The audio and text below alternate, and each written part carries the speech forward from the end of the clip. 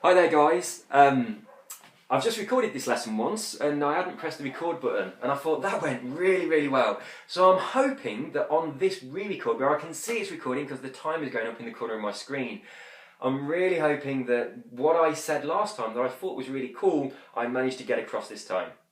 So here we go, second time lucky. What we're going to talk about today is essentially cheating. It's the idea of making the induction much easier, especially for beginners. The way we're going to do this is to take those layers and cram them all together into little statements that you can sprinkle through an induction. You've probably heard the dogs are already going mental outside. That's only just started. The video I've just recorded where I didn't press record, it was complete silence, so this is sod's law. But after yesterday's video, when the dogs were going mental and there was all those distractions, it kind of made me realise that when you are hypnotising a person, you do get distractions. You do get things, noises from the outside, cars, planes, dogs barking. One that I get quite often when I'm working with clients is there's an ice cream van with the loudest siren you've ever heard, and that drives past sometimes. So I kind of thought what would be a really cool idea sometime in the future is to squeeze a lesson into the syllabus that's to do with dealing with those distractions, so what you do with them. And it also made me, it took me back to when I first started learning hypnosis. And one of the things that people always used to do, my friends when I was hypnotising them, is they just start giggling and laughing. And when they did that, I was like, oh, this hasn't worked, they just think I'm an idiot. Then I came up with a way of incorporating that giggling into the induction. And it was so effective at getting them into trance that I used to really hope that people giggled. And I actually started saying things that would cause them to giggle so that I could use it. And there's, I am digressing a huge amount here, but this is only a short lesson anyway, so I've got plenty of time. But there's a hypnotist that used to work at in Skegness, at one of the holiday camps there. I think it was a Pontins holiday camp. I can't remember the guy's name. I think his name was Dave. But I used to be good friends with a magician that works there, cabaret magician. At the time, this was almost in another life. It's going back so many years. I was a juggler and a stilt walker and a unicyclist. I also was a fire breather, so I used to do that kind of circus entertainment skills years and years ago. And I was good friends with the cabaret magician. That's actually someone I shared a house with when I was at university. And he worked at the holiday camp with this stage hypnotist. And I was learning about hypnosis at the time. And so I thought it'd be a really cool idea if I volunteered for his stage show. And I knew what he was looking for, so when he did all the pre-tests and everything, I made sure that I was doing the stuff that he was looking out for, so I really struggled to take my hands apart when he did a hand-locking test. And I gave him all the signals that he wanted. He picked me. I hadn't gone into trance because I was purposely not doing that, because at the time I still really didn't believe in hypnosis and I really wanted to see it from the other side, so I could see if he was doing anything that was a bit dodgy, like whispering to the volunteers, hey, just go along with this suggestion, that kind of stuff.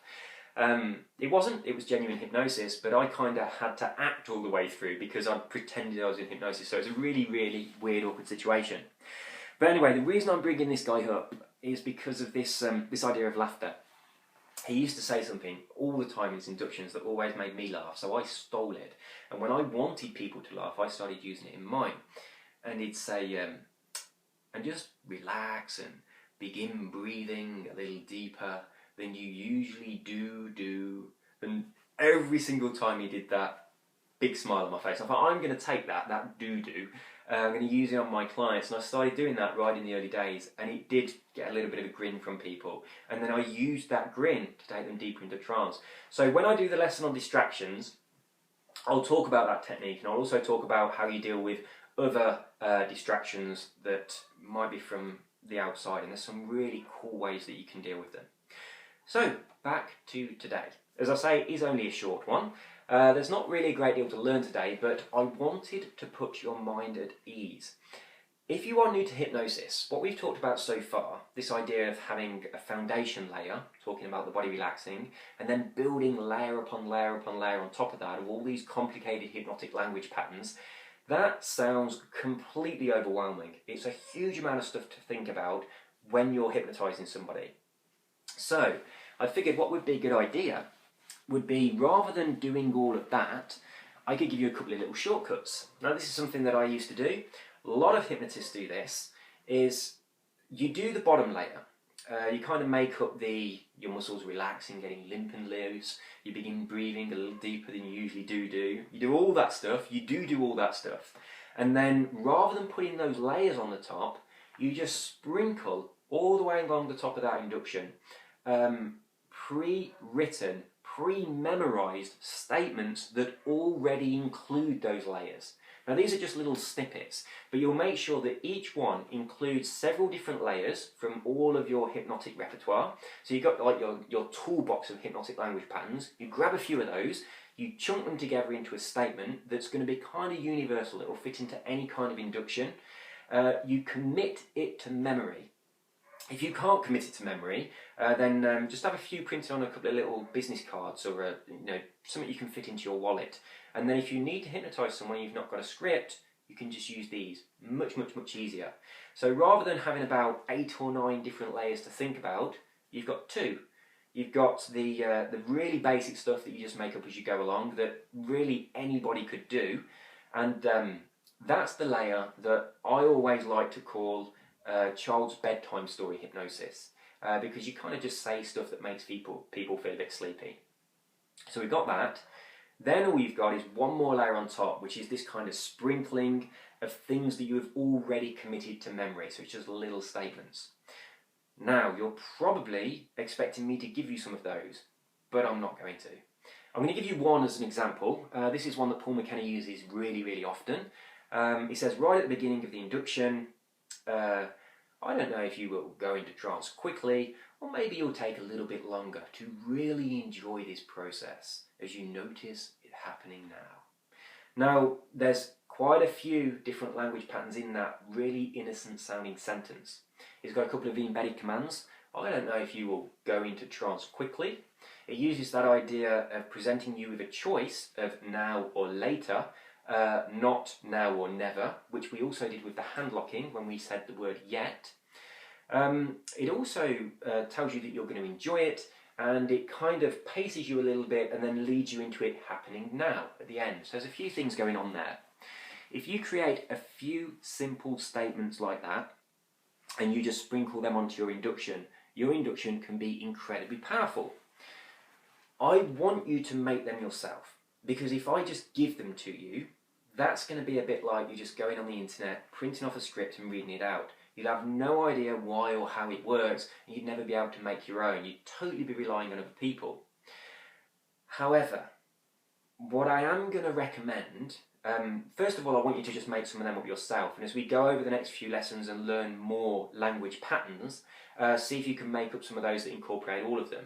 But aside of that, I am going to recommend something, because this is such an amazing resource that I think if anyone is interested in hypnosis at all, you've got to get this, because it's amazing. It's these. It's just a deck of cards. I've got 5 of these. Many years ago, when I first started learning hypnosis, I learned about a deck of cards that you could buy. Let me find the right one. A deck of cards that you could buy, which printed upon them were language patterns that had been taken from Milton Erickson's hypnotic inductions. I just thought, wow, Milton Erickson, he is the daddy or the granddaddy of hypnosis. And there are so many books being written on people studying his techniques. And a lot of NLP came out of studying his techniques as well. And what these cards are, it's this deck of cards right here. These are Ericksonian language patterns. Now on the face of these cards, on every single one, the back's all the same obviously, so you can use them to play poker and you're not going to be cheating. But I actually play a lot of poker. So I started using these cards back in the day when I was first learning hypnosis, and as soon as I got my whole cards, I'm reading the little language patterns on them and committing those to memory and thinking of ways that I can use them, whilst also playing the game. So I was playing the game, I was winning money sometimes, and I was learning hypnosis, so it's such a valuable tool. But how these work, everyone's got a different language pattern on it. They start off with just a sentence, usually with a blank in it. Say, this one for instance, you may already have started to become aware of blank. And then you would fill that in, and that would make a kind of a very powerful hypnotic suggestion. One here says, how does it feel when you blank? And then on every single card, there's a paragraph telling you how you use that statement. So I'll just do this one. I am rubbish at reading stuff out, so please excuse me if I mess this up. How does it feel? It's a fair question. And in order to find out, you have to at least imagine what I've asked. How does it feel when you allow yourself to relax deeply? How does it feel when you get in touch with the part of your body that feels the best? How does it feel when you imagine using these patterns skillfully? I demand a round of applause for that. That's probably the best I have ever read anything out in my life. Normally I stumble over words. I am dyslexic, and words that are black, that are printed on white card, they jiggle about when I try and read them. And I really had to concentrate to do that, so I hope you appreciate it. In fact, as a quick aside, reading off an induction script, that is something that I would find almost impossible if I was reading it at normal speed, because I'm really bad at reading out.